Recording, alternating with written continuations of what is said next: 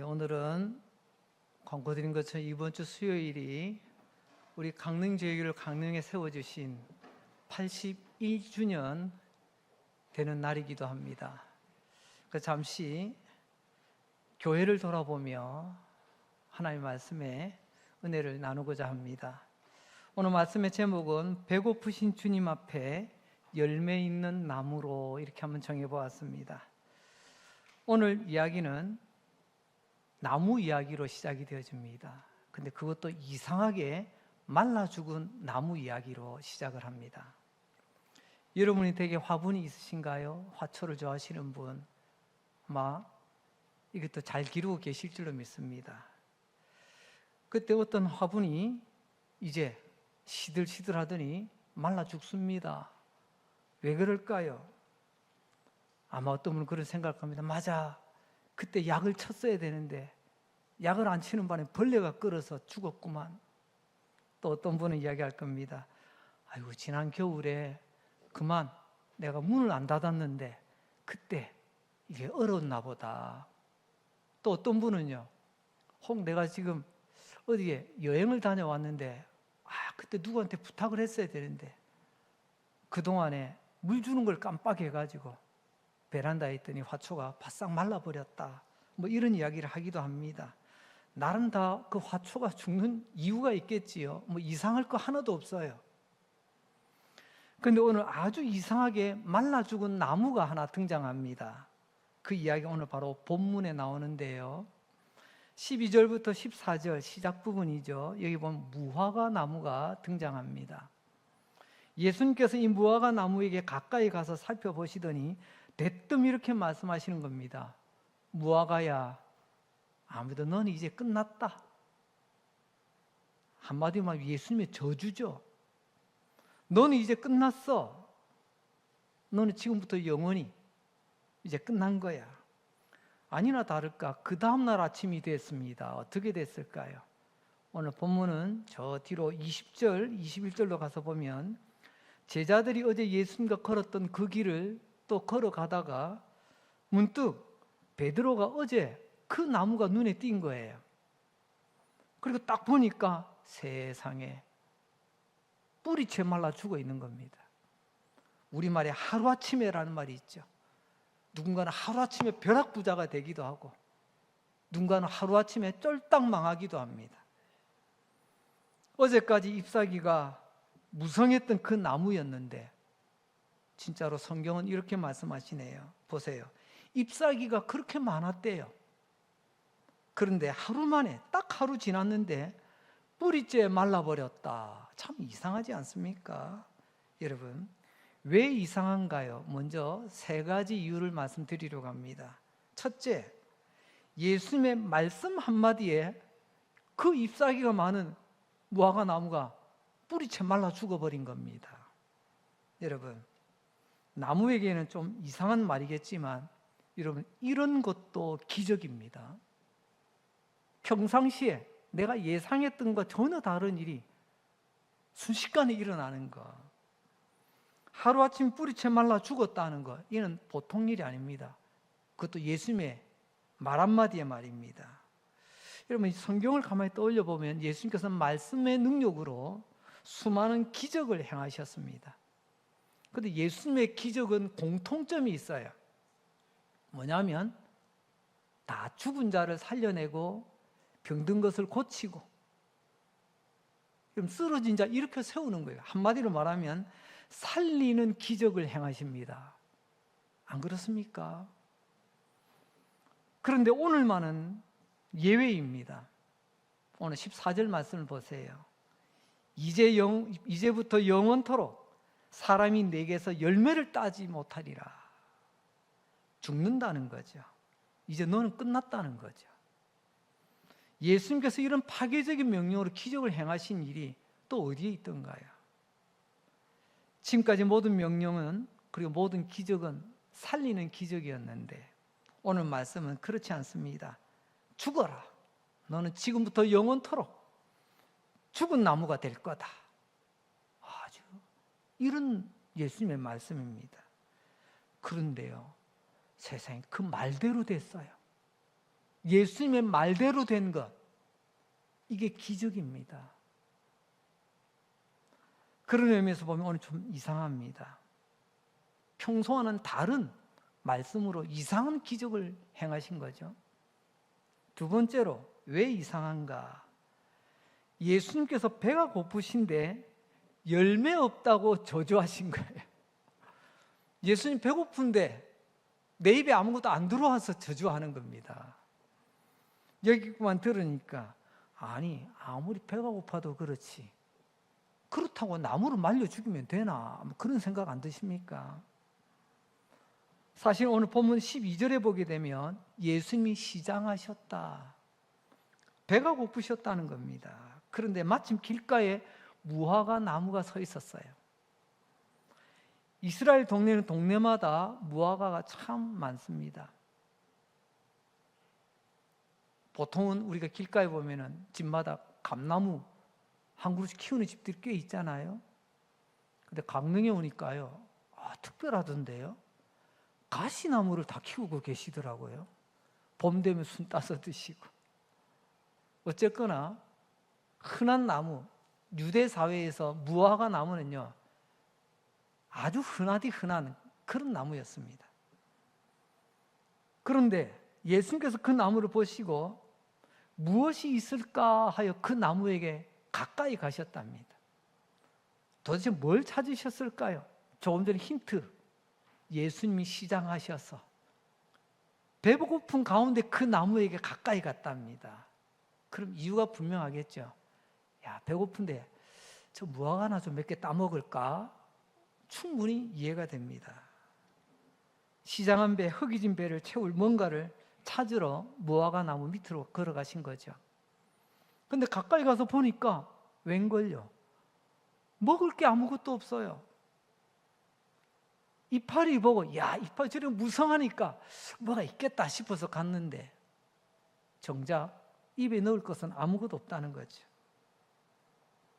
그 길로 이 무화과 나무는 다음날 아침에 뿌리채 바싹 말라 죽습니다. 이상하지 않습니까? 우리가 아는 예수님은요, 불쌍히 여기는 마음이 넘치는 분이세요. 긍휼이 풍성하신 하나님, 우리를 불쌍히 여기시는 하나님, 배고픈 자도 불쌍히 여기시는 예수님이십니다. 한날은 많은 사람들이 예수님 말씀을 듣겠다고 아침부터 저 들판으로 따라 나와 말씀 듣는데 식사 시간이 넘었는데도 이 사람들이 집에를 안 가네. 집이 바로 옆 동네가 아니고요, 우리로 치면 10리, 20리 꽤 떨어져 있는데 예수님 그들이 배고픈 것을 보시고 불쌍히 여기셔서 제자들에게 물어보십니다. 너희들 혹시 뭐 좀 챙겨온 거 없냐? 제자들이 당황스럽죠. 이것까지는 준비 안 했는데. 부랴부랴 주변을 찾아보니까 웬 어린 아이가 엄마가 싸준 간식구름인지 뭐 도시락인지 열어보니까 떡이 5개 있더랍니다. 뭐 애들 치면 쿠키 5개 정도 되겠죠. 생선이 2마리가 있습니다. 이런 말이 좋아 2마리지. 애들 앞에서는 생선 2토막이나 똑같습니다. 그 보잘것없는 것, 예수님 급하게 찾아보니까 이거 하나 나왔습니다. 그래? 예수님 그렇다고 돌려보내지 않고 예수님께서 그 떡 5개와 물고기 2마리 주님께서 축사하시고 제자들의 손을 통해서 다 나눠주게 하셨더니 나중에 먹고 남은 음식물 쓰레기만 12바구니 나왔습니다. 한마디로 말하면 예수님께서 배고픈 무리들을 불쌍히 여겼던 모습을 우리는 보게 되죠. 그렇던 주님이 말입니다. 정작 당신이 배고프다고 그 나무 하나 열매 없다고 그냥 말려 죽이시는 이런 모습을 우리는 어디서 볼 수 있을까요? 그래서 이상하다는 겁니다. 그리고 마지막으로 3번째로 이상한 이유가 있습니다.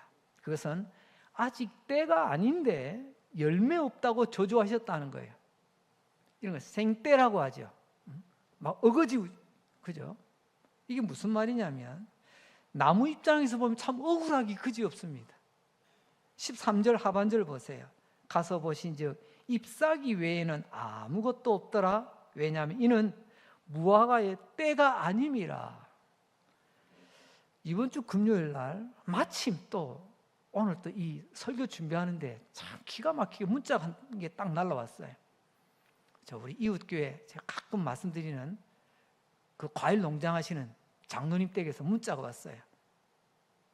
이렇게 맛있는 과일이 지금 나왔습니다. 지금 빨리 지금 드셔야 된다고. 제일 맛있는 때라고. 과일도 보니까요 딱 맛있는 철이 있더라고요. 오늘 이 무화과의 때가 아니라는 말은 무화과가 제대로 익는 그런 철이 아니라는 겁니다. 그러면 이 나무가 억울하죠. 아니 지금 무화과가 제대로 익을 때도 아닌데 내놓으라고 하고 없으니까 말라 죽으라고 하고, 이건 우리가 평소에 알던 예수님의 모습이 아닌 것 같아요. 이스라엘 땅에 무화과 나무가 지천에 널렸다고 앞서 말씀드렸죠. 그러면 예수님 시대에 무화과의 철은, 즉 따서 먹을 수 있는 바로 그 철은 언제일까요? 대체로 보면 무화과는 우리하고 비슷합니다. 8월부터 약 10월 달까지. 어제 제가 우리 남대천에 있는 새벽 시장을 나갔습니다. 모처럼 비도 안 오고 해가지고 새벽 시장에 한번 나가보자고. 그래서 6시 반에 나갔습니다. 이렇게 둘러보는데요, 딱 제 눈에 들어오는 하나가 있었습니다. 제가 알기로 저 전라도 쪽에 가면요 무화과 이 대단히 농장이 있거든요. 전라도 무화과는요 어른 주먹만 합니다. 진짜 커요. 하나만 먹어도 배가 불뚝 나와요. 근데 어저께 새벽 시장에 어느 할머니가 바구니에 담아서 이렇게 내놨는데요, 아마 댁에서 따오신 것 같아. 딱 봐도 씨알이요 요만합니다. 요거 한 10대 개 쌓아놓고 그것도 또 새벽 시장에 내놨더라고요. 보니까 노릇노릇하게 이 갈색으로 물들어 있긴, 아 이제 지금 한참 익어갈 때구나. 제가 그걸 느꼈어요. 마찬가지입니다. 유대 땅에도 우리 치면 한 8월부터 10월까지, 늦여름부터 가을 초입까지 이렇게 무화과가 익어갑니다. 그런데 여러분, 오늘 3, 4월 지금 예수님께서 제자들과 함께 움직이신 이때는요 겨울로 치면 3, 4월입니다. 예루살렘에 올라가시는 그때 절기를 따라 6월절을 가까이 두고 예수님께서는 이제 십자가를 지시기 위해서 올라가는 그때, 그럼 계산이 나오죠. 아 지금 3, 4월, 우리도 3, 4월쯤 되면 고난주간 보내고 부활주일 주로 그때 가지지 않습니까? 유대인의 지금 6월절이 딱 그쯤 되거든요. 3, 4월에 이 무화과 나무에 콩알 만한 것이 달립니다. 이게 달려서 점점 뜨거운 때약볕 아래 나무에 수액을 먹고 자라면서 가을 되면 8월 말 늦여름부터 이 가을에 아주 탐스러운 열매가 되는 거죠. 저도 사실 무화과를 꽤나 좋아합니다. 왜냐하면 어릴 때 무화과 맛을 들였거든요. 해운대 제1교회, 제5교회입니다. 마당 한 귀퉁이에 무화과 나무가 있는데 어쩌다가 그 무화과 하나 따먹었는데 참 맛있더라고요. 그때가 가을이었던 것 같습니다. 욕심이 생겨가지고요, 그 다음에 봄에 파랗게 쪼매 달린 거, 저거 내가 안 먹으면 누가 먹겠지 싶어가지고 봄에 기어 올라가서 따먹었던 기억이 납니다. 푸른 거, 조그만한 거, 별 맛도 안 나지만 그래도 그때 달려 있어요. 근데 가만 잘 놔두면 이게 자라서 나중에 좋은 열매가 되는데, 그만 봄에 따가지고 나중에 관리 집사님께 혼났습니다. 누가 이거 따먹었냐고. 나무에 올라가는 저를 보셨거든요. 그렇습니다. 여러분, 당시 이 조그마한 무화과 열매, 이 새끼 무화과라고 부릅시다. 이건요 동네 개구장이 꼬마들의 간식거리입니다. 마치 저 같은, 아니면 지나가는 나그네 가난한 사람들에게 그나마 잠시나마 입에 넣어 배를 채울 수 있는 그런 간식거리였어요. 그런데 예수님 지금 시장하시잖아요. 예수님께서도 지금 배가 고프세요. 하나님의 아들이신 그분이 우리와 똑같이 시장길을 여기셨다. 그래서 마치 무화과가 있어 구경하러 간 것이 아니라 그나마 달리는 새끼 무화과 그 조그마한 거로 몇 개 따서 한번 드시려고 가신 것, 우리는 충분히 이해가 됩니다. 완전히 익은 철은 아니겠지만 그래도 뭔가 좀 달려있으면 저거라도 좀 먹어볼까? 그런데 그게 없는 겁니다. 지금 딱 그 이야기예요. 3, 4월에 마땅히 달려있어야 될 새끼 무화과, 그때 안 달려있으면요 가을에는 아예 아무것도 없습니다. 그나마 조금이라도 달려있어야 이게 자라서 큰 열매가 되잖아요. 그런데 지금 3, 4월인데 아니 흔적도 없는 거예요. 잎사귀는 이렇게 무성해가지고 뭐가 있을 것 같이 보이는데 말입니다. 이제 이해가 되시죠? 3, 4월에 있어야 가을에 풍성함을 기대할 수가 있는데 아예 싹도 보이지 않는 겁니다. 그래서 이 나무는 한마디로 말하자면 창조주 하나님께서 그 나무를 그곳에 두신 존재 이유를 잊어버린 나무라는 겁니다. 창조주 하나님은 나무와 짐승과 저와 여러분 우리까지도 이 땅에 있는 존재 이유를 분명히 아십니다. 그걸 우리는 조금 유식한 말로 사명이라고 해요. 자, 이날 8월 달부터 광고 시간 다시 한번 시작했습니다. 우리가 누구인가 알자. 우리는 누구죠? 부름받은 예배자이지만 또 훈련받고 보냄받은 증인이라고. 또한 우리 모두는 미전도 종족을 품고 기도하는 무릎 선교사라고. 내가 누구인가를 알자. 그걸 우리는 우리 교회 사명 선언문이라고 바꿔도 되는 겁니다. 이거 잊지 말자는 거죠. 그런데 이 무화과 나무는 자기 사명을 잃어버린 겁니다. 존재 이유와 목적을 잃어버린 거죠. 그러니 더 이상 거기 있을 이유가 없는 거예요. 존재 이유가 없는 겁니다. 용도 폐기 아시죠? 그 목적을 달성하지 못하는데 있어봐야 짐만 되잖아요. 무서운 말씀입니다. 더 이상 존재할 이유가 없기 때문에 하루아침에 뿌리채 말라 죽은 겁니다. 그러니 이상한 겁니다. 사실 이상할 게 하나도 없는 예수님의 결정이지만 우리 상식으로는 좀 이상해 보였던 거죠. 존재의 이유를 잃어버린 무화과 나무. 이파리는 가득 찬데 정작 있어야 된 열매는 없는 그 무화과 나무. 그래서 예수님께서 단칼에 정리하신 겁니다. 성도 여러분은 어떻습니까? 여러분은 창조주 하나님께서 이 땅에 나를 오늘도 눈뜨게 하시고 호흡하게 하시고 예배당에 나와서 예배드리게 하시는 여러분 그 존재 이유를 분명히 하고 있습니까? 더 나아가 81년 전에 우리 강릉제일교회를 그때는 이름이 좀 달랐어요.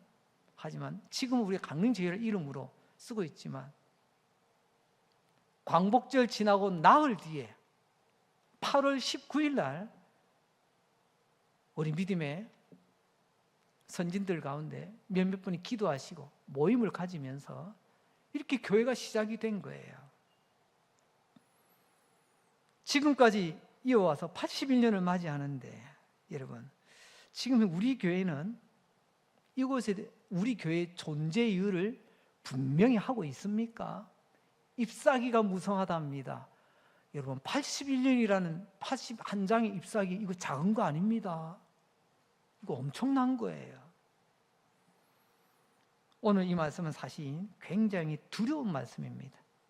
이제 두 번째 주제로 넘어가려고 합니다. 지금까지 이상하게 말라 죽은 나무 이야기를 했는데요. 그것도 하루아침에 예수님의 저주 명령에 바싹 말라 죽어버린 나무. 그런데 성도 여러분, 예수님께서 진짜 하고 싶은 말씀이 있으세요. 오늘 무화과 나무 이야기하다가 끝나는 시간이 아닙니다. 무화과 나무가 맺히는 철이 8월 내지는 10월까지라고 했잖아요. 이걸 가르쳐 주시려고 이 말씀 하시는 게 아닙니다.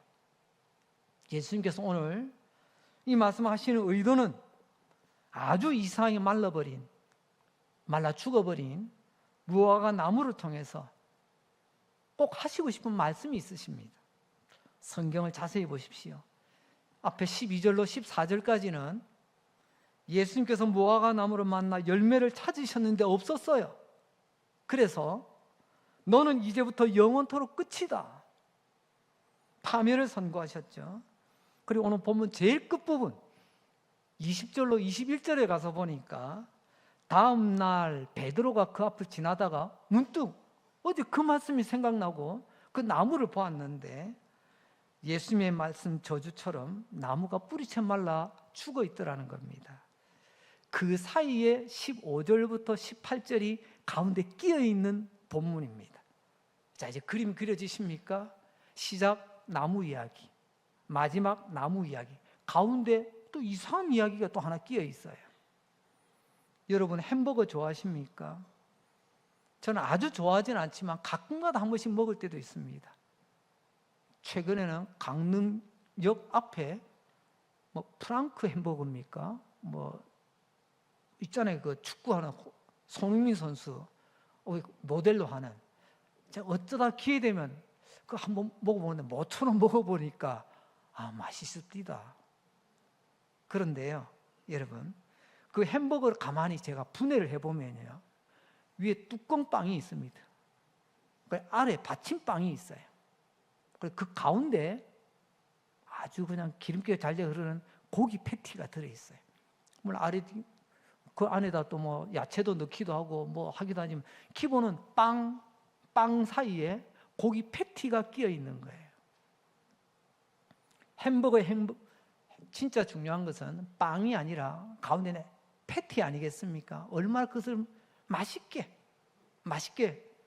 만들어내느냐, 거기서 갈라지는 것 같습니다. 오늘 예수님께서 예루살렘에 들어가시는데 예수님의 눈에 보이는 지금 성전의 모습이 보입니다. 그 안에서 분주히 왔다 갔다 하는 많은 사람들도 보입니다. 이게 바로 햄버거 사이에 소고기 패티 같은 모습이에요. 다시 돌아갑니다. 무화과 빵이 얹어져 있습니다. 가운데 성전 이야기가 패티로 끼어 있고요. 다시 마무리는 무화과 빵으로 다시 마무리하는 이 햄버거 이야기예요. 다시 적용하자면 이런 거죠. 예수님 눈에 보이는 오늘 이 시대의 성도들과 교회의 모습이 마치 햄버거 가운데 있는 패티와 같다는 겁니다. 이걸 말씀하시려 오늘 시작할 때 무화과 나무 이야기, 그리고 마지막에는 말라 죽은 무화과 나무 이야기, 이 두 이야기를 두고 말씀하시는 겁니다. 이제 감이 잡히십니까?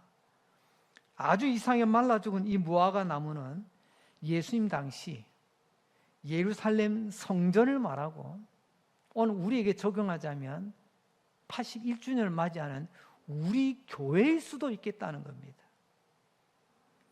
지금 이 땅의 교회의 모습, 교회 안에서 분주한 우리의 모습을 주님은 이 무화과 나무 비유로 말씀하고 계시다는 거죠.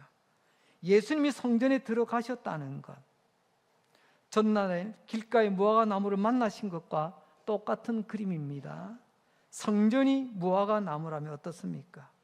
잎사귀가 너무 많잖아요. 그런데 그 안에 봅시다. 어떤 잎사귀들이 매달려 있는지. 첫째, 매매하는 자들, 복수형입니다. 성전 안에 매매하는 사람들이 가득 찼대요.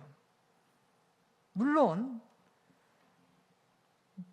이스라엘 백성들이 전국에 흩어져 있다가 각지 흩어져 있다가 절기를 따라 모일 때 하나님께 드릴 예물을 준비해야 되는데 오다가 상하면 어때요? 다치면 어떡합니까? 흠없고 정결한 제물을 드려야 되는데 그래서 서로가 필요가 맞아 떨어진 겁니다. 우리말에 누이 좋고 매부 좋고, 그죠? 그래서 가볍게 와서 성전에서 필요한 물품들을 돈 주고 교환해서 사면 되는 겁니다. 성전 안에서 염소 사세요, 양 사세요, 나중에는 또 비둘기도 나옵니다만 이런 재물을 파는 장사치들이 안에 가득 찼습니다. 이파리가 많다는 거예요. 두 번째 이파리 종류, 돈 바꾸는 자들이랍니다. 이 또한 복수용어로 쓰여 있네요. 20세 이상의 유대 남자들은 성전에 올 때마다 여러분 성전세라는 것을 따로 냈습니다. 당시는 로마시가 다스리는 시대이기 때문에 일상 화폐는 로마의 화폐를 쓰지만, 그러나 성전에 오면 유대인의 화폐 세겔이라는 단위의 화폐를 교환하여 쓰게 됩니다.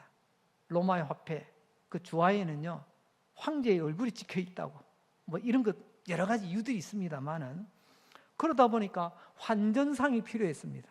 로마의 화폐를 유대인의 화폐 세겔로 바꿔줄 수 있는 그런 사람들, 이 또한 필요에 의해서 있는 사람들이죠. 일상에 불편한 것들을 도와주는 사람들이에요. 이 돈을 바꾸는 사람들, 이파리가 또 무성하게 많습니다. 세 번째 이파리들, 비둘기 파는 자들이었습니다. 기본적으로는 재물이 양 또는 염소였지만, 그러나 가난한 자들을 위한 하나님의 특별 배려, 양도 소도 사지 못하면 비둘기라도 드릴 수 있도록, 비둘기가 얼마나 하찮습니까? 하지만 가난한 자들이 많기 때문에 비둘기도 많은 사람들의 수요가 있었던 것 같습니다. 그래서 좌판을 깔고 비둘기를 파는 자들, 이들도 많았어요. 어떻습니까?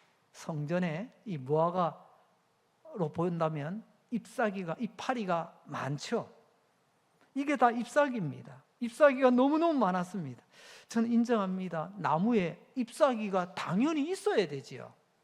저는 잎사귀 무용론을 주장하자는 게 아닙니다. 잎사귀가 있어서 광합성을 하고 나무가 건강하게 자라지 않겠습니까?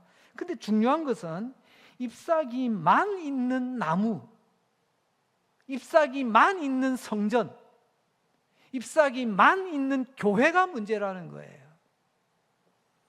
이게 진짜 위험한 겁니다. 주님은 지금 그걸 말씀하고 계시는 거예요. 요즘은 잘 안 하지만 코로나 이전에는 돌잔치라는 것들이 자주 서로 소식을 주고받기도 하고 참석해서 축하해 주기도 했습니다. 여러분, 잔치하려면, 특히 아이들 잔치하려면 이 잔치 용품이라는 게 있지 않습니까? 뭐 꾸미기도 해야 되겠고 뭐도 해야 되겠고, 그거 내가 다 사서 합니까? 그 용품점에 가서 빌려서 쓸 때가 많잖아요. 쓰고 나면 대여료만 주고 다시 돌려주잖아요. 방금 말씀드린 매매하는 자, 돈 바꾸는 자, 비둘기 파는 자, 한마디로 말하면 예배 용품을 대여하는 대여업자들이라고 생각하시면 됩니다. 예배 형식과 순서를 위해서 용품을 파는 거죠. 좋게 생각하면 좋은 겁니다. 나쁠 거 없습니다. 나무 이파리 자체가 나쁘다는 게 아니에요. 이파리 뿐이라는 것이 문제가 된다는 겁니다. 예배와 순서와 형식이 나쁜 건 아닌데, 예배 형식과 순서만 남아있는 용품이 예배의 핵심이 아니잖아요. 성전이 무화과 나무라면 이 이파리는 이렇게 많고, 사람들은 바람에 펄럭이는 이파리처럼 분주히 오고 가고 있는데, 예수님은 그 사람들 다 내쫓으셨어요. 다 뒤집어 엎으셨습니다. 그래서 이 사건을 두고 성전 정화 사건이라고 말합니다. 성전을 깨끗게 하셨다. 16절, 아무나 물건을 가지고 성전 안으로 지나감을 허락지 아니하셨다. 다시는 이런 것 갖고 성전 안에 돌아다니지 말라는 겁니다. 이게 굉장히 중요합니다. 이런 교회, 이런 성도 주님은 필요 없다십니다. 거듭 말씀드리지만 이파리가 필요 없다는 게 아니에요. 이파리만 있는 나무가 문제라는 거죠. 교회 안의 거룩한 형식과 순서와 질서 중요하고 필요합니다. 하지만 핵심은 뭐냐? 여러분, 성전, 교회 핵심은 하나님이 함께 하시느냐? 즉 다시 말하면 하나님의 임재입니다. 하나님이 함께 하지 않는, 하나님의 임재가 없는 예배당은요, 그냥 건물일 뿐입니다. 그러나 하나님이 함께 하시는 그 자리, 그 시간, 그게 우리에게는 소중하다는 겁니다.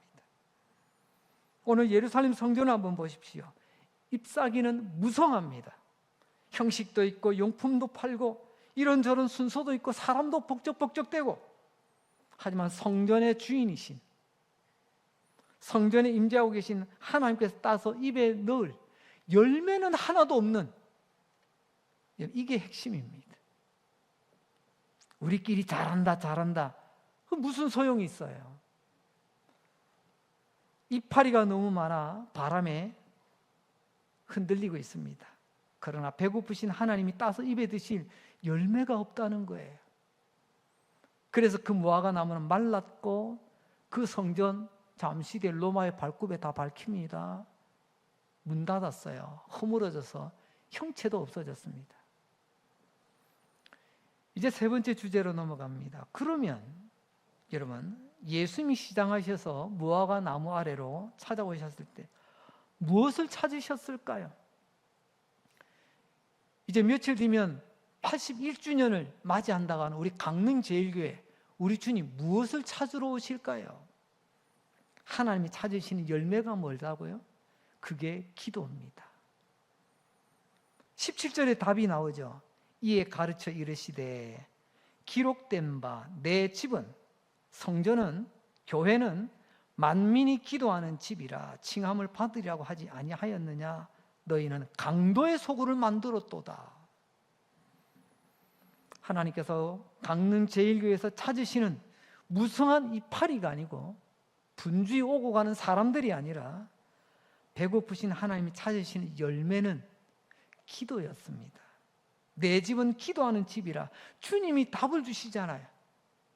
또 눈치 빠르신 분은 어떤 분이 이재 목사님 새벽기도 강조하시려나 보다, 또 뭐 이런저런 특별 기도 하시려나 보다. 여러분 너무 앞서가지 마세요. 여러분 오늘 주제는 그런 기도를 말씀드리는 게 아닙니다. 여기서 기도라는 것은 여러분 가장 중요한 기도의 원칙은요, 하나님 앞에서 하나님과 함께 하는 기도가 진짜 기도입니다. 예수님 당시에도 아주 거룩한 척하는 그런 바리새인 있었잖아요. 그 사람은요, 사람 없으면 기도 안 합니다. 그것도 사람 제일 많은 시장 저작거리 한가운데에서 두 손 들고 큰 소리로, 그 사람은요 사람이 봐줘야 기도해요. 주님은 뭐라고 말씀하시죠? 사람이 보지 않더라도. 아니 골방에 가서, 골방이 뭐예요? 밀실 아닙니까? 아무도 없는 그곳에서 하나님 앞에서 하나님과 함께하는 그 기도를 하라고 우리에게 골방 기도를 가르쳐 주시잖아요. 오늘 이 말씀은 단순히 기도 시간 많이 가지자 그런 차원이 아니고요, 오늘 우리 하나님 앞에 머무는 삶을 살자는 것입니다. 하나님을 의식하는 삶을 살자는 겁니다. 거룩하신 그 안으로 들어가 거룩하신 하나님을 만나고, 거룩하신 하나님을 예배하고, 거룩하신 하나님 앞에 회개하고, 거룩하신 하나님을 향해 나를 향한 하나님의 뜻이 무엇인가 묻고 기다리는 거예요. 이 모든 것을 주님이 말씀하시는 기도라는 원리입니다. 기도의 시간이 아니에요. 기도의 장소가 아닙니다. 기도는 하나님 앞에 서야 그게 바른 기도지. 예배도 똑같습니다. 확장을 해서 하면 여러분 똑같이 예배 드려도 하나님이 받으시는 예배 있고 하나님이 거부하시는 예배가 있다고. 우린 가인과 아벨 그 제사 잘 알잖아요. 히브리서에서 뭐라고 하셨어요? 아벨의 제사는 믿음으로. 믿음이 뭐예요? 하나님을 믿고 하나님의 말씀을 믿고 하나님 앞에 머무는 게 믿음이잖아요. 가인은요 형식은 갖추었지만 하나님 신경 안 씁니다. 그냥 내 하고 싶은 대로 다 하는 거예요. 그래서 하나님은 그 예배 안 받으신 거예요.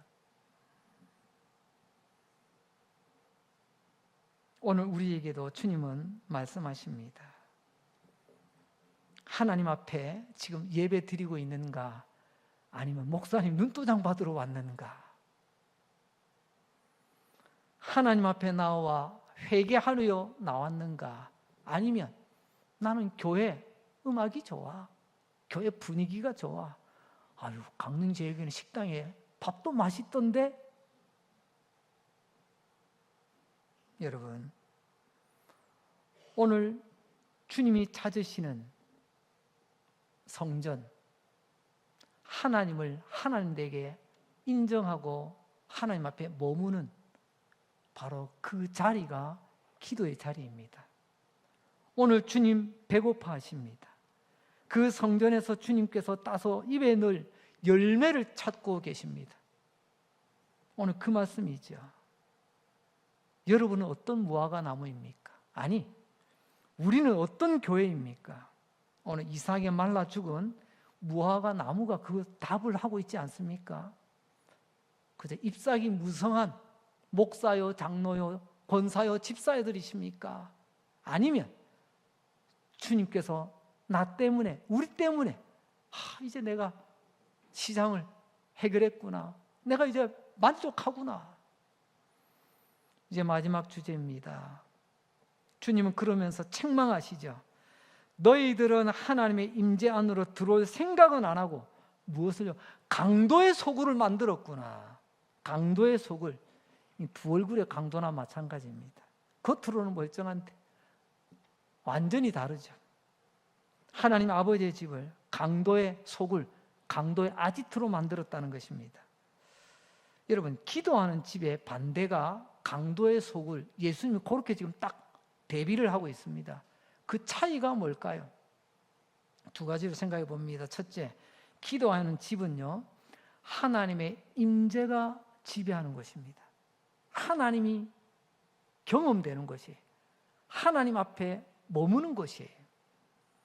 교회가 기도하는 집이라는 말은 하나님이 이 자리에 지금 함께 하심을 믿고 예배하고 기도하고 찬송한다는 거죠.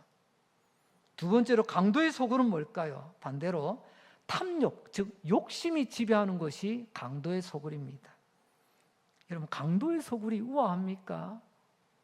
강도의 소굴에서 클래식이 나오겠습니까? 강도의 소굴은 뭔가를 뺏어가기 위해, 내 욕심을 채우기 위해서 그냥 혈안이 되어 있는 바로 그런 것이 강도의 소굴입니다. 오늘 본문을 보시면 진짜 그들이 성전을 강도의 소굴로 만들고 말았습니다. 어떻게 해요? 첫째, 그들은 하나님의 영광을 빼앗는 강도들이었습니다. 예루살렘 성전 안에 있던 사람들은 하나님의 임재와 영광은 아무런 관심이 없었어요.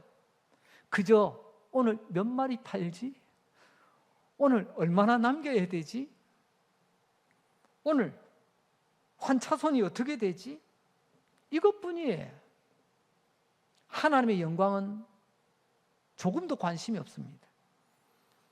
여긴 내 집이 아니라 하나님의 집인데, 하나님의 영광을 추구해야 되는데 정작 내 아지트로 만들었습니다. 교회가 여러분의 아지트 아닙니다. 교회는 여러분의 놀이터도 아니에요. 혹 그런 분 안 계시겠죠? 고객 관리 차원에서 혹시 나오신 분 계십니까? 이거 강릉제일교회인데 우리 고객이 많은데, 이게 이파리가 무성한 바로 그때 그 모습입니다. 두 번째로는요, 그들은 예수님을 밀어낸 강도들입니다. 교회는 예수님의 집인데 강도의 소굴은요, 그 예수님의 집에서 예수님 주인을 밀어내버려요. 18절 볼까요? 대제사장들과 서기관들이 듣고 무엇을요? 예수님의 말씀을 듣고, 살아계신 하나님, 그분이 말씀이 육신의 이 땅에 오셔서 직접 말씀하고 계시는데, 여러분 저자직강이라는 거 아시죠? 예수님이 지금 직접 말씀하고 계시는데 그 말씀을 듣고 사람들의 반응 보세요. 예수를 어떻게 죽일까 하고 꾀하니 하나님 말씀을 듣고도 말씀이 나를 불편하게 했어요. 그게 찔리는 거죠. 근데 이때의 사람들은 예수님을 죽일 궁리, 예수님을 쫓아낼 궁리만 하고 있습니다. 성전의 주인이요 교회 주인인 예수님이신데 그 예수님이 성전에 오셨는데 어떻게 죽일까? 이게 강도가 아니면 누가 강도입니까? 이런 사람을 우리는 신앙이라고 감히 부르지 않습니다. 종교인이라고 부르죠.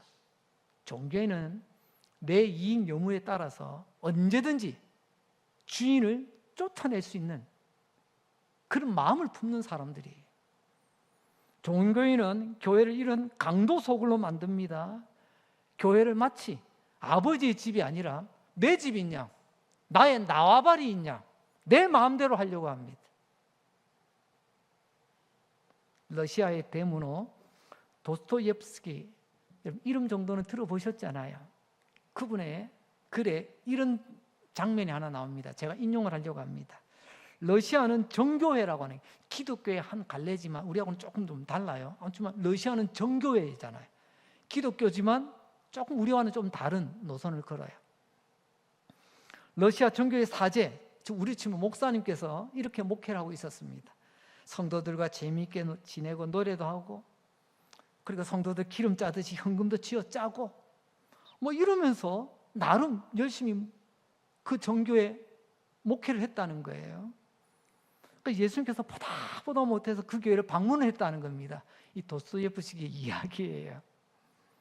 여러분, 예수님 오시면 얼마나 좋겠어요. 아멘 주여 어서 오시옵소서 마라나타 우리가 늘 읽고 노래 부르잖아요. 그런데 예수님께서 딱 오시는데 그 사제가 예수님을 딱 보고 이렇게 말하더라는 겁니다. 주님, 지금 우리끼리 재미있게 지내고 있는데 왜 여기 오셔서 괜히 분란을 일으키시려고 하십니까? 오지 마시라고, 돌아가시라고. 이 말은 당시 부패한 러시아 정교회를 고발하는 이 도스토옙스키의 아주 따가운 질책 아니겠습니까?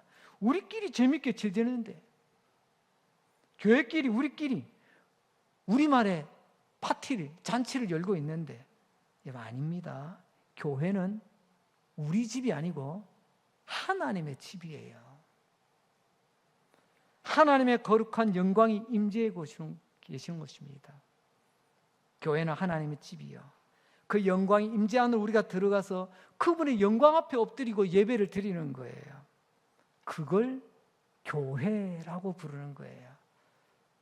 우리 교회가 81년을 이렇게 달려왔고 또 앞으로도 이렇게 달려갈 수 있기를 주의 이름으로 축복합니다. 혹 부족한 부분이 있었다면 오늘 이 말씀에 찔림을 받아 사도행전에 보면 말씀에 찔림을 받은 또 다른 반응이 나옵니다. 우리가 어찌할꼬 어떻게 하면 살 수 있습니까? 이런 긍정적 반응이 나와요. 그때 성령은 베드로를 통해서 이렇게 말씀하시죠. 회개하라. 그리고 세례받으라. 그리고 그들은 모여서 말씀을 배우고 떡을 떼며 기도하며 그래서 초대교회의 아름다운 모습이 회복이 된 거예요. 여러분끼리 교회 생활 재밌습니까? 왜 재밌습니까? 그저 끼리끼리 내가 우리 교회 너무 잘 알지? 내 놀이터잖아. 혹시 그런 마음 아니십니까? 오늘 주님 배고파서 오셨는데 그 입에 아무것도 넣어드릴 것이 없다면 이건 비극입니다. 그 무화과 나무는 더 이상 이 땅에 있을 이유가 없는 거죠. 그런 교회 더 이상 있을 이유가 없는 거죠. 81주년이 중요한 게 아니라 오늘 우리는 배고프신 주님의 입에 너희들이 열매가 준비되어 있는가, 이걸 돌아봐야 되는 겁니다. 말씀을 맺겠습니다. 오늘 아주 이상하게 말라 죽은 나무 이야기를 나누었습니다. 알고 보니까 그것은 그 시대 성전의 이야기였고 또한 오늘 이 땅의 교회의 이야기이기도 합니다. 두렵고 떨리지만 뒤집어서 이야기를 보면 살 길이 보입니다. 전체를 뒤집어 보면 어떻게 될까요? 강도들의 아지트가 아니라 하나님의 임재가 있는 아버지의 집을 만들어야 됩니다. 우리끼리 재미있는 우리의 아지트가 아니라 하나님의 임재에 날마다 두렵고 떠는 그런 교회가 되어야 됩니다. 그래서 그 임재 안에서 우리는 기도하고 하나님의 그 임재 안에서 우리는 엎드려 예배드리고 그리고 그 하나님 임재 안에서 진정한 눈물 흘린 회개를 하고 그리고 그 임재 안으로 들어가서 만복의 근원 되시는 하나님께서 주시는 복을 풍성히 누리는 이게 배고프신 하나님께서 우리 강릉제일교회라는 무화과 나무를 찾아오셔서 따잡수시고 싶은 열매입니다.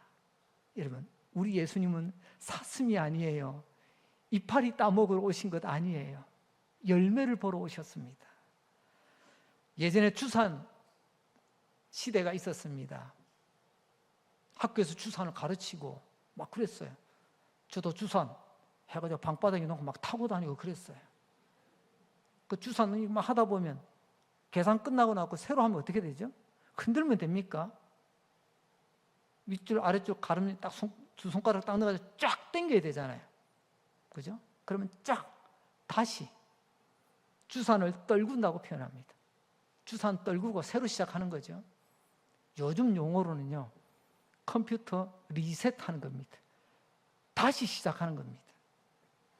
주님 지금 배고프신데 우리 강릉제일교회라는 무화과 나무에 찾아오셔서 따 잡수시고 싶은 게 뭘까? 이거 하나만 고민합시다. 우리 주님 이파리 따먹으러 오신 사슴 아니라고 했죠? 우리 성도 여러분 분발합시다. 우리 주님 다시 오시는 그날까지 우리 주님께서 따 잡수실 수 있는 열매가 가득한 그런 무화과 나무, 그런 우리 교회가 되기를 우리 함께 기도하고 함께 주님 앞에서 믿음으로 달려갈 수 있기를 주의 이름으로 축복합니다.